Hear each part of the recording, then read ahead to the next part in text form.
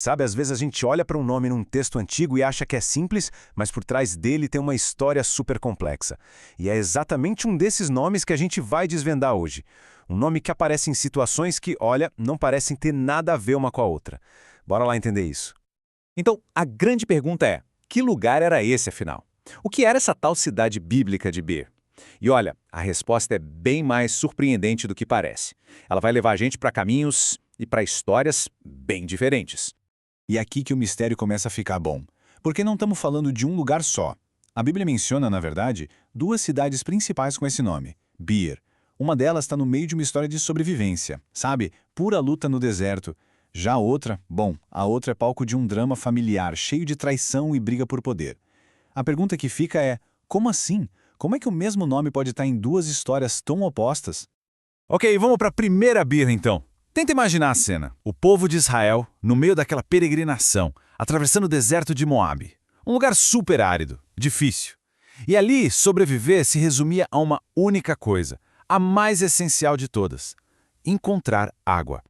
E é justamente nesse momento, no limite, que Deus faz uma promessa para Moisés. Essa frase que está aí não é só uma ordem, né? É muito mais. É uma promessa de vida no meio do caos, do nada. É literalmente o ponto de partida para fundar um lugar novo.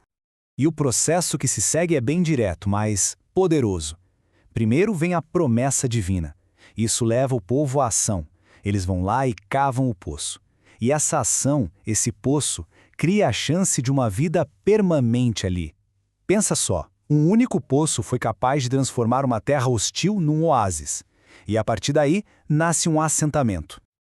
Então, o ponto-chave aqui é que Bir de Moabe era muito mais do que só uma cidadezinha. Era tipo um farol de esperança no meio do deserto. Para qualquer caravana, qualquer viajante que estivesse cruzando aquela região, achar esse lugar significava tudo. Descanso, segurança, significava que a jornada podia continuar. Agora, segura aí, porque a gente vai mudar de cenário e olha, é uma mudança de 180 graus. A gente sai dessa história de sobrevivência do povo todo para mergulhar num verdadeiro thriller. Uma trama política familiar bem pesada. Essa é a história da segunda Bir, que ficava lá no território de Judá. E no coração desse drama todo, a gente tem dois irmãos, filhos do famoso juiz Gideão. De um lado está o Jotão, que por um triz se torna o único sobrevivente de uma chacina.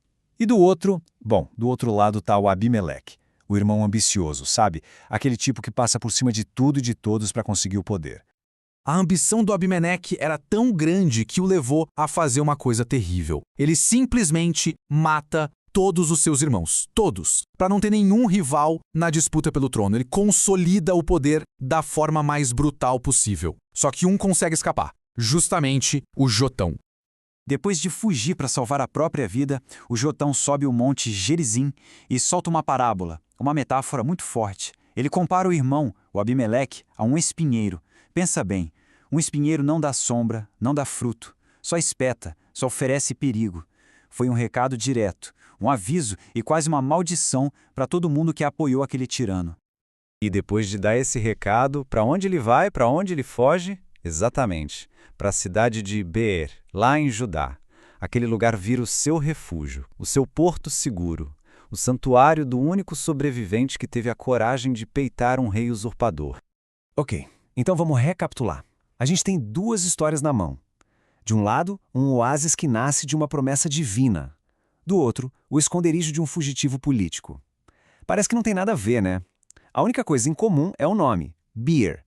Mas olha só que ironia. É justamente no nome que está a chave para a gente conectar tudo isso. Então, a pergunta de $1 milhão é, como é que a gente liga esses pontos?